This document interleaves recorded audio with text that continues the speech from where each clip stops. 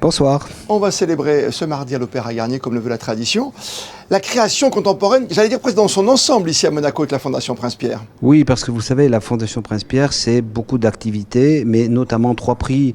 Un prix de littérature, un prix de musique et un prix d'art contemporain. Et nous allons décerner particulièrement le prix musical, mais aussi le Grand Prix littéraire, la Bourse de la Découverte, le tremplin musical. C'est toujours des prix qui sont renommés, bien sûr, à l'image du prix littéraire, qui est un prix qui est vraiment reconnu maintenant par la presse dans son entier. Alors c'est un prix très ancien, puisqu'il a été fondé par le Prince-Pierre il y a des dizaines et des dizaines d'années. Il est attendu notamment dans le milieu, puisque c'est un prix qui, en anecdote, on dit qui ouvre l'Académie française, par exemple. Dans cette année, on a vu encore une fois de la très belle création, avec plusieurs nommés finalement. Et on le rappelle, la Fondation Prince-Pierre décerne plutôt sur l'ensemble de la carrière un prix.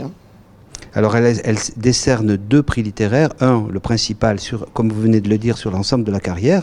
Et là, pour cette année, nous avons sélectionné Mathieu Bellesi, Patrick Deville, Colette Fellous, Marie-Hélène Lafont et Jean Roux. Jean Roux, prix qui sont Goncourt, des auteurs majeurs. Mais elle donne aussi un prix, j'allais dire secondaire, mais ça n'est pas du tout de deuxième ordre, un prix Bourse de la Découverte pour un premier roman. Ça, c'est important aussi pour les jeunes parce qu'il y a une bourse qui va avec, parce que les autres romanciers, auteurs que vous célébrez, à chaque fois ont déjà un vécu, un passé, mais les jeunes peuvent ensuite travailler sur un deuxième ouvrage, c'est ça? Alors c'est l'idée, c'est de leur donner les moyens d'avoir une année, je dirais, pour écrire leur deuxième ouvrage, parce que vous le savez, le premier ouvrage c'est très très difficile, mais le second c'est parfois encore plus difficile. Ce qui est intéressant dans cette Fondation Prince-Pierre et dans ces prix que vous remettez évidemment sous la présidence de Son Altesse Royale, la princesse de Hanovre, c'est qu'il y a une petite recherche à chaque fois, vous l'avez dit, on veut célébrer, c'était Jean-Noël Pancrazy, c'est bien ça l'an dernier Tout à fait. Donc avec ces merveilleux livres comme Tout s'est passé si vite. Donc on cherche à chaque fois à récompenser quelqu'un qui nous a fait rêver dans l'espace-temps aussi.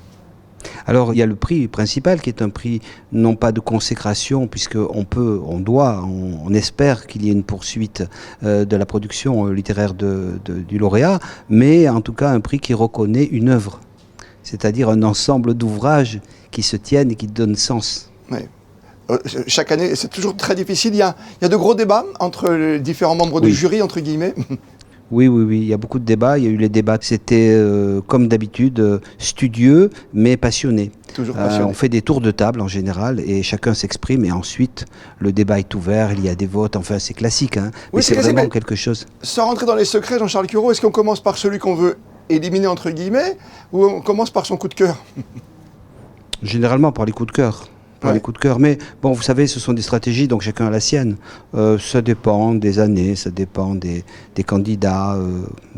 C'est assez variable. Mais en tout cas, c'est toujours passionné, oui.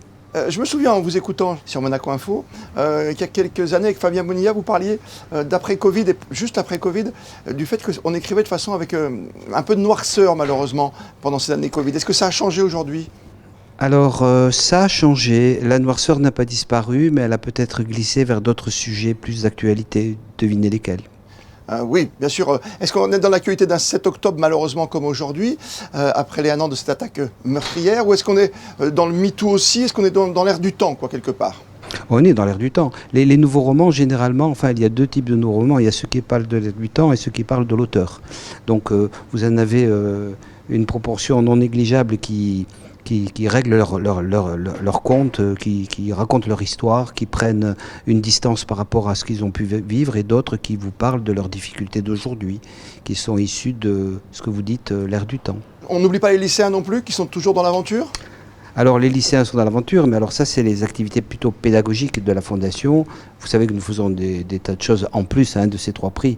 Donc notamment le coup de cœur des lycéens pour la littérature, donc une sélection de romans, ils les lisent, ils travaillent, ils discutent, ils rencontrent les auteurs, ils rediscutent et ils votent.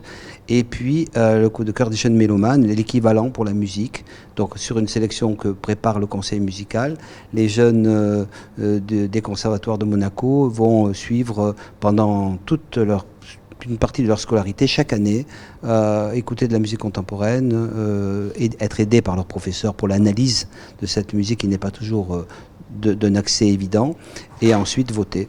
Et c'est très très intéressant de les voir recevoir et découvrir cette expression. En conclusion, en quelques mots ce soir sur Monaco Info, est-ce qu'on peut définir la philosophie de ces prix dans cette Fondation Prince Pierre? Oh, elle est toute simple. Elle est de soutenir les artistes et de les faire se rencontrer. Se rencontrer entre eux. C'est le cas en ce moment dans la session ici où tous nos conseils sont présents. Et faire rencontrer le public. C'est le plus important pour un artiste. Trouver son public. Et on était content de se retrouver, de se rencontrer ce soir sur Monaco Info. Merci à vous, Jean-Charles Curaud. Merci.